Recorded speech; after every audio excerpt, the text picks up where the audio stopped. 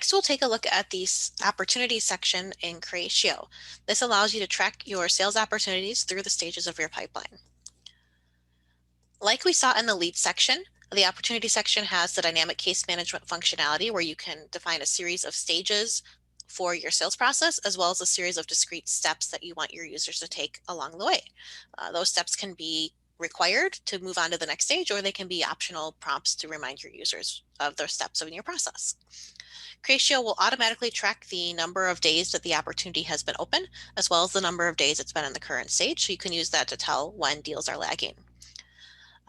Creatio supports linking opportunities to both accounts and contacts to support both B2B and B2C sales. There are also default fields for tracking the budget, authority, need, and timeline information, as well as things like categorizing your sales and tracking the probability. The probability has a maximum probability defined per stage, which your system administrator can adjust. Or if you prefer to have the probability automated based off of the steps that have been completed, you can do that through the workflow engine. There are places where you can track the sales team that's working on this particular deal and what each person's role is in your selling process. And you can also track one or more contacts on the prospect side who are involved in the deal and what their role is in the decision-making process. You can also track who you're competing against on this particular deal and your relative strengths and weaknesses against them, as well as the tactics that you plan to use based off of those weaknesses. As you start to define the specific needs that your customer has, you can add products from your catalog to this particular deal and pull in the pricing information and set the quantity that you're going to sell. You can obviously repeat that if there are numerous products involved in this particular deal. So let's go ahead and add another one here. Once you've added your products to your deal, you can then print a quote document. The template is built using Microsoft Word, so you have a lot of flexibility in terms of defining the look and feel that you want for the template. You can pull in information about your company, about the contact, as well as any standard terms and conditions or other information that you need to include in your quote. Creatio allows you to track the history of your opportunity, so you can see not only the stage history of how long you've been in a particular stage, but also the activities and steps that have been completed along the way.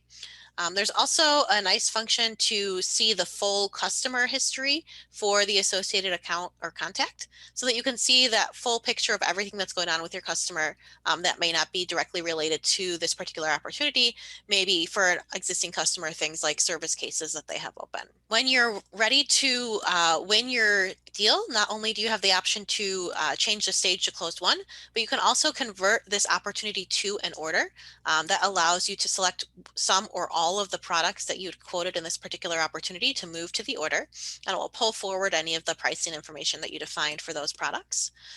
If you're using Creatio as your order fulfillment system, you can then process the order directly inside of Creatio, or you can integrate this with your ERP or accounting system and do the order processing there. One last thing that I want to show you in this area is the forecasting functionality in Creatio. This allows you to define forecasts by a variety of different criteria. Those forecasts don't have to be tied to the opportunity section. You can actually create forecasts for any section in Creatio, but obviously the most common use of forecasting is for your sales opportunities. So this allows you to define different groups that you want to focus on for those forecasts. You can see we've got a few different groups set up here with different forecasts assigned. And then you can define goals as well as the calculations that you want to see for each time period in your forecast. In Infor CRM. Let's start quickly by noticing that we have forecasting opportunity dashboards that are already pre-built. These can actually be customized to work any way you'd like or provide any information you need. Looking at an opportunity now, this is how we get that data. You can see that we have some basic information about the opportunity. So for example, it's for Avid Limited, it's their phase 3. It's estimated to close a long time ago, so maybe want to move it up a year. There we go. Then it's got a 10% probability to close. This is actually being calculated for us by where it's at in the sales process, that it's got a weighted potential of 11,000 because that's 10% times its actual sales potential. We have what products are associated, what contacts How did the lead get to us? Where it is in the sales process. So these are sales process steps, and we'll talk about this in more detail later.